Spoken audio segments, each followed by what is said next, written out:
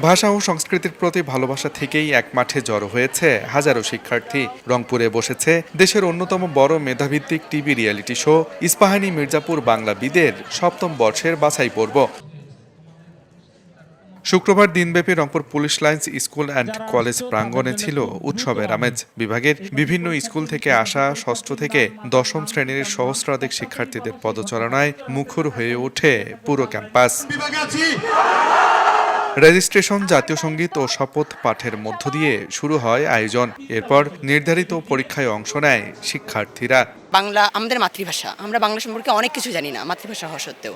এই পরীক্ষাটা দেওয়ার পরে আমাদের বাংলা সম্পর্কে আরও জ্ঞান বেড়ে গেল যে বাংলা ভাষাটা আসলে কীরকম, মানে বিস্তারিত আমরা জানতে পারলাম আর কি বাংলা ভাষা থেকে। বাংলা ব্যাকরণ সবার মনে একটা ভীতি সৃষ্টি করে থাকে সব সময়।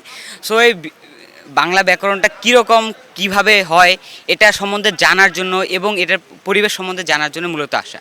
এই পরীক্ষায় অংশগ্রহণ করলে পরবর্তী অন্য পরীক্ষাতেও এই বাংলাতে ভালো করা যেতে পারে, তাই আর কি অংশগ্রহণ করা। আমি মূলত আমার দক্ষতা যাচাই করার জন্য পরীক্ষাটি দিয়েছি এবং এখানে বাংলা সাহিত্য থেকেও এসেছে, ব্যাকরণ থেকেও এসেছে, মানে বাংলা ইতিহাস থেকেও এসেছে। মোটামুটি প্রশ্নের প্যাটার্ন ভালো ছিল। প্রতি বছরই চেষ্টা করি এই পরীক্ষায় অংশগ্রহণ করতে, কারণ আমি জানি যে এই পরীক্ষায় যদি আমি অংশগ্রহণ করি তাহলে আমি আমার মেধাকে বাড়াইতে পারবো।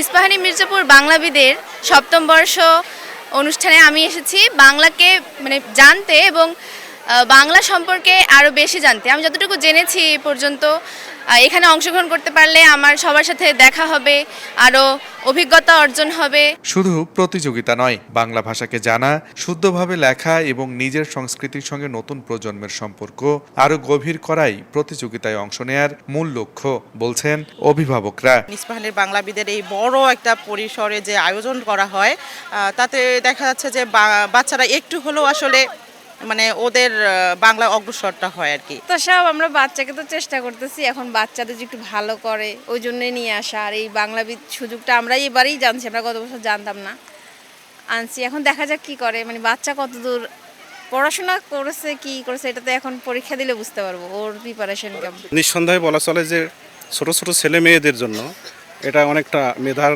বিকাশ ঘটাবে। তার কারণ বাংলাদেশ যে বাঙালি আমরা, আমাদের বাংলাদেশের কৃষ্টি কালচার থেকে শুরু করে ছেলে মেয়েদের ভেতরে বাংলার বিষয়ে যে একটা চর্চা, বাংলার বিষয়ে যে একটা জ্ঞানের প্রসার, নিঃসন্দেহে এই উদ্যোগটা আমাদের এই ছোটো ছোটো ছেলে মেয়েদের উপর একটা প্রভাব পড়বে এবং তারা এই বিষয়ে ভালো জ্ঞান অর্জন করবে বলে আমার বিশ্বাস। বাছাই পর্ব পেরিয়ে ঢাকায় অনুষ্ঠিত হবে মূল পর্ব। সেখানেই নির্ধারিত হবে সপ্তম বর্ষের দেশসেরা বাংলাবিদ। যারা এই ইস্পাহানী মির্জাপুর বাংলাবিদের চূড়ান্ত পর্বে যায়, তাদেরকে নিয়ে একটা সংগঠন করা, তাদেরকে সবাই সবার সাথে যাতে একসাথে কাজ করতে পারে এবং শুধুমাত্র এই অনুষ্ঠান করে চলে গেলাম, একটা চূড়ান্ত পর্ব হলো, তারপর সবাই আবার আগের জায়গায় চলে গেলাম, তা না। সারা বছর যাতে ছাত্ররা ইস্পাহানী মির্জাপুর বাংলাবিদের সাথে একাত্ম থাকতে পারে, সেই ধরনের পরিকল্পনা সামনের দিকে আপনারা দেখতে পারবেন। প্রতিযোগিতায় দেশ সেরার জন্য রয়েছে 10 লাখ টাকা পুরস্কার। দ্বিতীয় ও তৃতীয় স্থান অধিকারী পাবে যথাক্রমে 3 ও 2 লাখ টাকা। তবে অংশগ্রহণকারীরা বলছে অর্থের চেয়েও বড় অর্জন হবে শুদ্ধ বাংলা চর্চা, যেখানে নিজেদের মেধা ও দেশপ্রেমকে তুলে ধরার সুযোগ মিলবে। আব্দুর রশিদ জীবন, সময় সংবাদ, রংপুর।